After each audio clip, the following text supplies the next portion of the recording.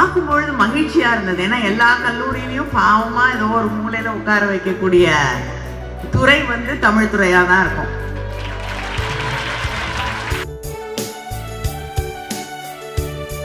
அவங்க மட்டும் கைத்தட்ட வேணாம், நீங்களும் தமிழர்கள், நீங்களும் உங்களுடைய மொழி, உங்களுடைய பெருமை, உங்களுடைய வரலாறு. Feel proud about it.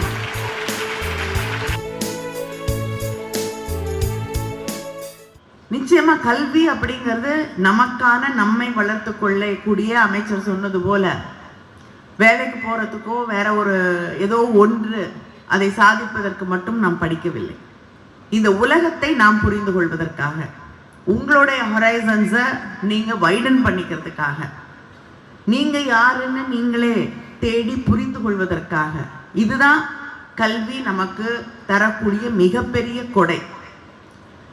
அந்த பயணத்துல நீங்க தயவு செய்து உங்களுடைய கனவுகளை எந்த காலத்திலும் யாருக்காகவும் விட்டு கொடுத்து விடாதீர்கள். அது உங்களுக்காக கூட சில நேரங்களில் நிறைய டிஸ்ட்ராக்ஷன்ஸ் இருக்கும் நமக்கு. அதுவும் வாழ்க்கையில் ஒரு பகுதி தான், ஒரு அங்கம் தான். I'm not denying that. ஆனா அதை தாண்டி நீங்க எந்த இலக்கை அடைய நினைக்கிறீர்கள், உங்களுடைய கனவுகள் என்ன? ஏன்னா இன்னைக்கு உங்க கையிலேயே டிஸ்ட்ராக்ஷன்ஸ் இருக்கு. அது டிஸ்ட்ராக்ஷனும் நம்ம வந்து ஒதுக்கி வச்சிட முடியாது. உங்க கையில இருக்கக்கூடிய அந்த சோஷியல் மீடியா, இன்டர்நெட் அப்படிங்கிறது it is opening the doors to the world to you, இல்லையா? எந்த ஒரு விஷயமா இருந்தாலும் நீங்க போய் எங்கேயும் தேட வேண்டியதில்லை. அங்கேயே கையில வந்து ஒரு நிமிஷத்துல உங்களால வந்து எந்த விஷயமாக இருந்தாலும், எந்த தகவலாக இருந்தாலும் எடுத்துட முடியும். அதே நேரத்தில் கம்யூனிகேஷன், நெட்வொர்க்கிங் அப்படிங்கிறது இன்னைக்கு வெகு சாதாரணமாக நீங்க சாதித்து காட்டிவிட முடியக்கூடிய ஒரு விஷயமா இருக்கு. ஆனா அதுலேயே பல சிக்கல்களும் அதோடு வருகிறது என்பதை நீங்கள் புரிந்து கொள்ள வேண்டும்.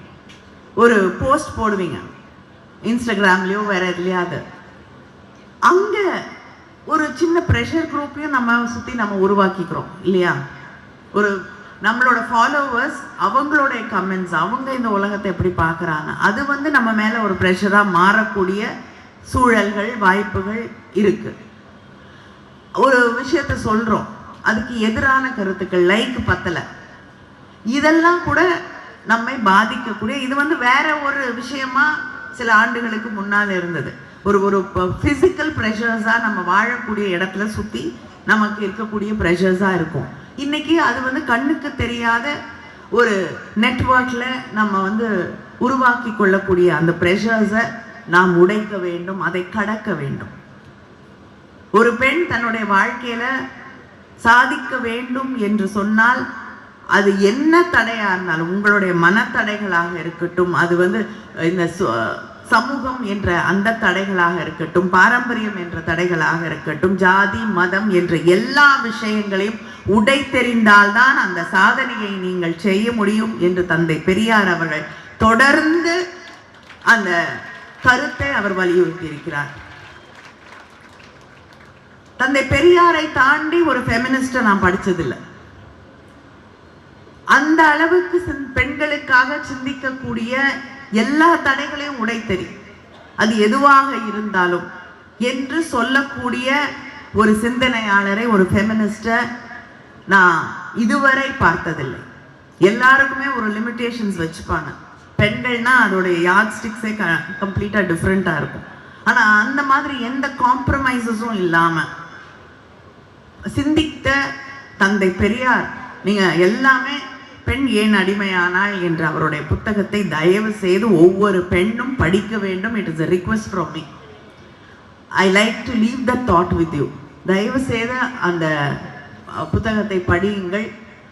இங்க அமைச்சர் பேசும்பொழுது தமிழ் துறையை பற்றி பேசினார்கள்.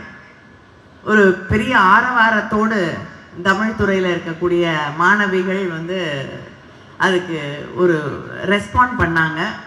பார்க்கும்பொழுது மகிழ்ச்சியா இருந்தது. ஏன்னா எல்லா கல்லூரியிலையும் பாவமா ஏதோ ஒரு மூலையில உட்கார வைக்கக்கூடிய துறை வந்து தமிழ் துறையா தான் இருக்கும்.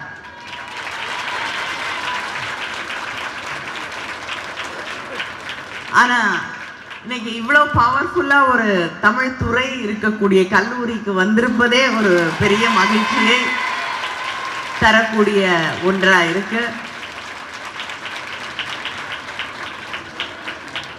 ஏன்னா எல்லாத்துலேயுமே நீங்கள் ஆங்கிலத்தில் ஒரு டிபேட்டுக்கு போனால் ஆங்கிலத்தில் எழுதுனீங்கன்னா, ஆங்கிலத்தில் ஒரு கவிதை சொன்னீங்கன்னா அதுதான் பெருமையாக இருக்கும்.